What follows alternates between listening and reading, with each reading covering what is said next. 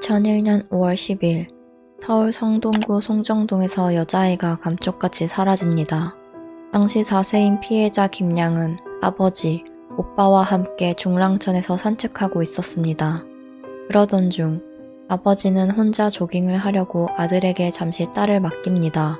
하지만 30분 후 놀이터에서 놀고 있는 아들 근처에 김양은 없었습니다. 불길한 예감이 든 아버지는 즉시 가족과 함께 중랑천과 인근 마을 곳곳을 뒤지며 딸을 찾았으나 김양은 어디에도 보이지 않아 결국 경찰에 실종 신고를 하게 됩니다. 하지만 경찰은 단순 미아 사건이라 판단하고 제대로 수사하지 않았습니다. 김양의 아버지는 전단지 5만 장을 직접 만들어 뿌리고 40대로 보이는 남자가 딸을 데려갔다는 목격자의 진술을 경찰에 알렸습니다. 그러나 경찰은 신빙성이 떨어진다며 수사하지 않았습니다. 또한 범인으로 추정되는 사람에게서 전화까지 걸려왔지만 흔한 발신자 번호 추적조차 하지 않았습니다. 그리고 2001년 5월 19일 오전 8시 30분 서울 성동구 한 주택가 골목에서 동네 주민은 낯선 배낭 하나를 발견합니다.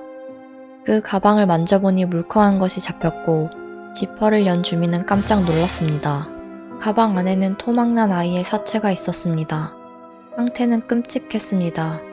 칼과 전기톱으로 잘게 토막낸 사체는 냉동 상태로 3개의 비닐봉지에 담겨 있었고 코와 입은 휴지로 막혀 있었습니다.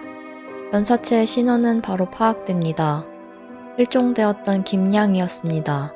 그리고 발견된 곳은 김양의 집에서 약 500m, 실종 장소로부터 불과 200m 떨어진 곳이었습니다.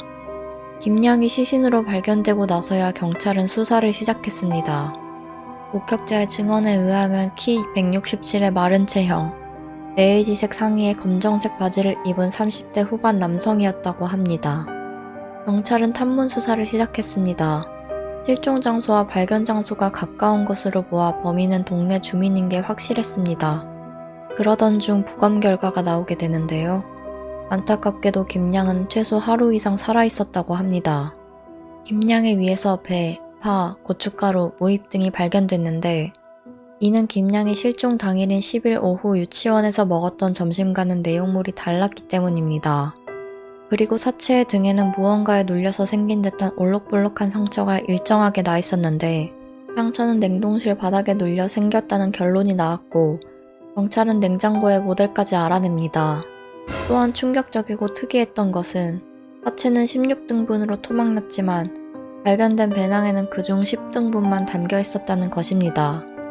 경찰이 나머지 시신을 찾아내는데 고군분투하던 중 5월 21일 오전 9시 30분경 경기도 광주시 경안동의 한 여관에서 한 통의 신고 전화가 걸려옵니다. 내용은 이러했습니다.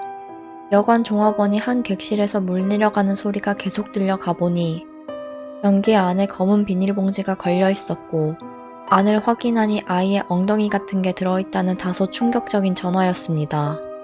이후 부검 결과에서 그 시신이 김양이란 것이 밝혀졌고 경찰은 그 여관에서 40대 남자가 투숙하고 나갔다는 결정적인 증언도 확보합니다.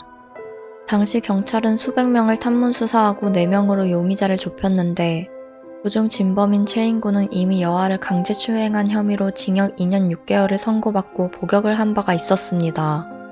그는 출소한 지 1년도 채 되지 않은 데다가 혼자 사는 40대 남자, 교육 수준이 낮음, 김양 근처에 거주하는 주민이며 아동 성추행 전과가 있을 거라는 프로파일링 결과에도 알맞은 인물이었습니다. 이후 경찰은 최인구의 집을 급습하지만 그는 이미 도망간 후였습니다. 하지만 집에서는 그가 범인이라는 증거가 한가득 나왔습니다. 경찰이 추정했던 냉장고와 동일한 모델의 냉장고가 있었으며 냉장고 곳곳에서는 혈흔이 발견되었습니다. 가방에서 김양이 입고 있던 멜빵과 머리핀이 나왔고 부엌에는 범행이 사용했던 혈흔이 묻은 톱, 칼, 노마가 발견되었습니다. 그리고 2001년 5월 29일 경찰은 해당 사건의 용의자인 최인구를 서울 월곡동의 여관에서 검거합니다. 범인은 근무하던 공장에서 월급으로 받았던 수표를 사용해 걸린 것이었습니다. 범인인 최인구는 당시 나이 40살, 왼쪽 중지가 잘린 3급 지체장애인으로 반지하 새방에 혼자 살고 있었으며 아동 성추행으로 2년 6개월을 복역한 전과가 있었습니다. 그는 체포 이후 범행을 자백했습니다. 최인구는 범행 당일 새벽까지 술을 마셨고 벤치에서 자다 깨 혼자 있던 김양을 우연히 보게 되었다고 합니다. 범행을 결심한 최인구는 아이스크림을 사주겠다며 김양을 유인 후 납치했고 자신의 집으로 데려와 성폭행을 시도했습니다. 하지만 김양이 강하게 저항하자 화가 난 최인구는 홧김에 목을 졸랐고 아이가 발작을 일으키자 당황한 그는 코와 입을 휴지로 막아 살해했습니다. 그리고 사체를 토막내 송정동 주택가와 경기도 광주의 한 여관에 버렸다고 진술했습니다. 최인구의 범행 동기는 돈을 목적으로 아이를 유괴했다고 주장하며 성폭행 혐의를 강력히 부인했지만 경찰은 범행 이후 피해 아동의 부모에게 단 한 통의 전화도 걸지 않은 점, 아동 성범죄 전과가 있는 점에 의해 성을 목적으로 벌인 범행이라고 유추했습니다.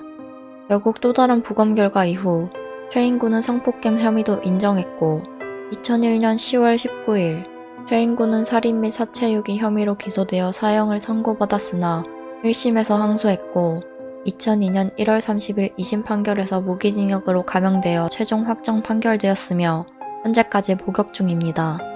아동을 대상으로 한 범행은 재범률이 꽤 높다고 하는데요. 전과자들을 항시 감시하고 범죄를 예방하겠다는 대책보다 처음부터 무거운 형량을 선고하는 것이 어떨까 싶습니다. 여러분의 생각은 어떠신가요? 댓글로 남겨주시길 바라겠습니다. 이상 장화홍련이었습니다.